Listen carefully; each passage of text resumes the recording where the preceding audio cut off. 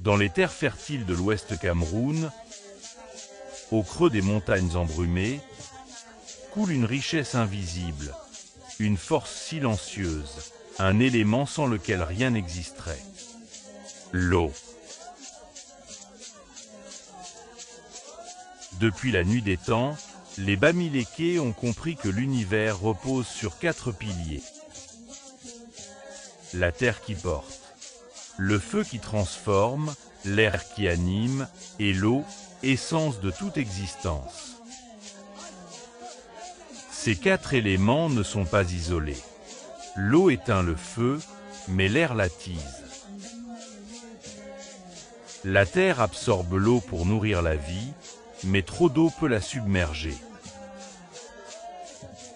Le feu, lui, peut purifier la terre, mais devient destructeur lorsqu'il est privé d'air ou d'eau.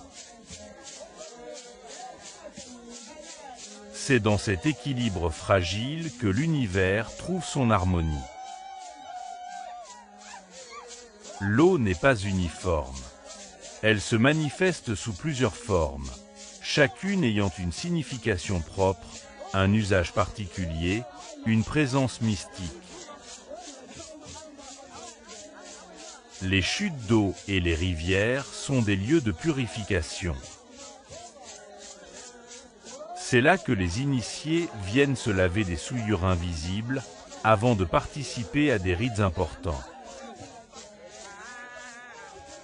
On s'y plonge pour se nettoyer des mauvais sorts, ainsi que certains objets sacrés pour les purifier, car l'eau courante emporte les impuretés et les renvoie à l'invisible.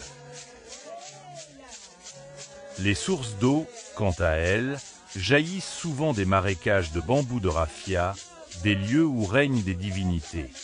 Ces zones humides sont perçues comme des passages entre le monde des vivants et celui des esprits. Il n'est pas rare que des précautions particulières soient prises avant d'y puiser de l'eau. Certains jours, on interdit aux villageois de s'en approcher par respect pour les forces invisibles qui y résident.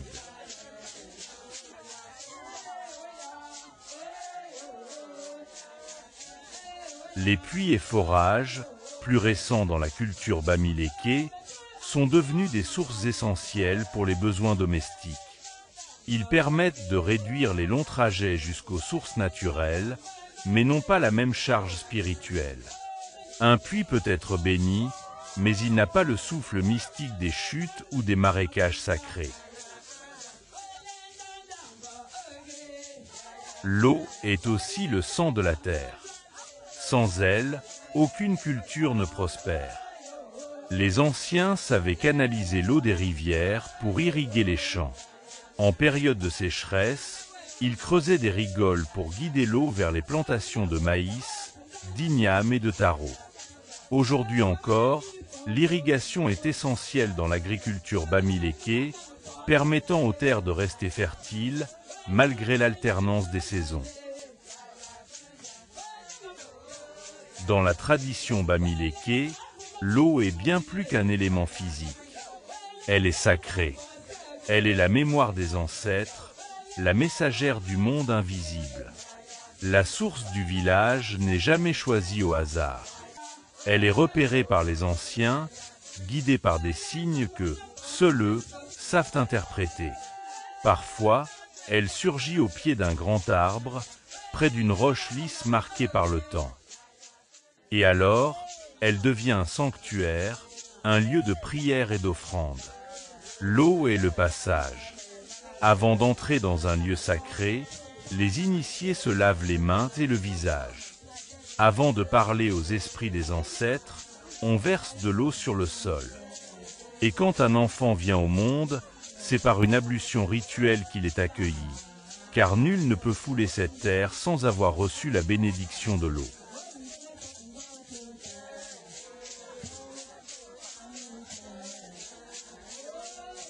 Autrefois, aller chercher de l'eau à la source était une tâche essentielle, principalement confiée aux jeunes filles sous le regard des aînés.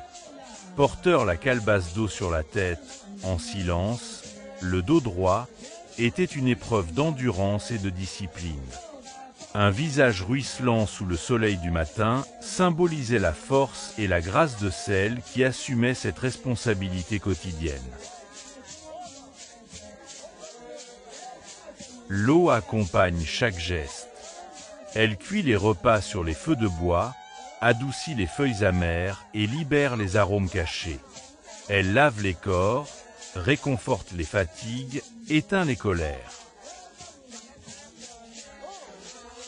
Chez les Bamileke, la mort n'est pas une fin, mais un long voyage vers l'ancestralité. Ce passage dépend des œuvres accomplies par le défunt au cours de sa vie. Lorsque le moment est venu, les vivants marquent cette transition par une cérémonie grandiose, les funérailles.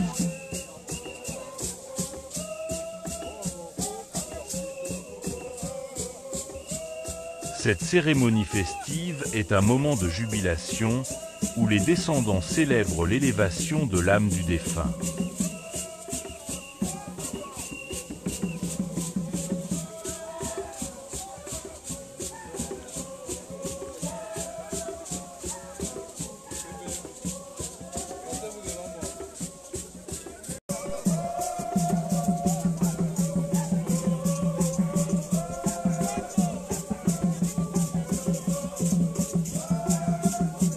Mais avant cela, un rituel essentiel est accompli, l'extraction du crâne. Ce dernier, considéré comme le siège de l'essence spirituelle, est prélevé de la tombe pour être placé dans le panthéon familial, un espace sacré où reposent les ancêtres. Avant l'extraction du crâne d'un défunt, un acte sacré dans la tradition Bamileke, de l'eau est versée sur la tombe pour apaiser les esprits et obtenir la bénédiction des ancêtres. Ce rituel, exécuté par les initiés, marque le respect et la connexion entre les vivants et ceux qui ont quitté ce monde.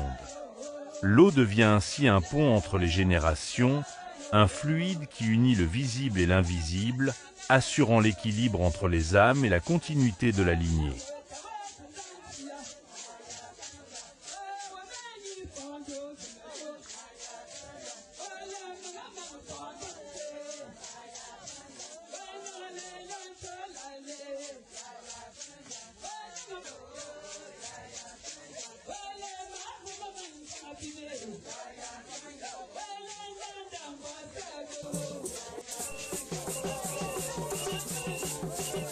Une fois le crâne extrait et installé dans le panthéon familial, la famille et tous les convives peuvent alors jubiler et festoyer. La transition est achevée.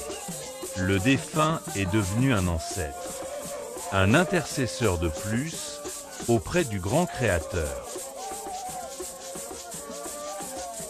Son esprit veille désormais sur les siens, leur accordant protection et bénédiction dans l'éternité.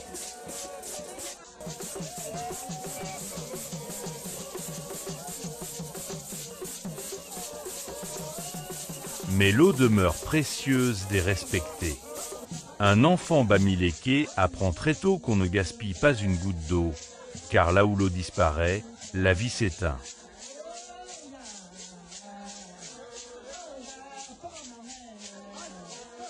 Aujourd'hui encore, dans certains villages, les sources sont vénérées. Elles sont purifiées par des cérémonies et des offrandes. Elles sont veillées comme des trésors, car l'eau porte l'empreinte du passé, du présent et du futur. Mystérieuse et insaisissable, l'eau est la seule matière qui peut prendre toutes les formes, liquide, glace, vapeur. Elle se glisse dans les crevasses, s'infiltre dans la terre, s'élève en brume, redescend en pluie. Elle est cycle éternellement en mouvement, insoumise aux lois des hommes. Et si un jour, elle venait à manquer, quelle part de l'âme du peuple Bamileke disparaîtrait avec elle ?